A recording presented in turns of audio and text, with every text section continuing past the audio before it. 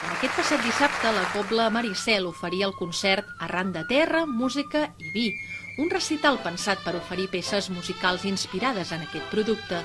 Així doncs, el públic va poder degustar Llicorella, del compositor Juli Garreta, Impressions camperoles, de Joaquim Serra, La vinya, de l'avi, o La filoxera, de Ricard Viladesau, o Lleugerament borratxo, de Joan Josep Blai. Tot plegat comptant amb la narració de David Puertas.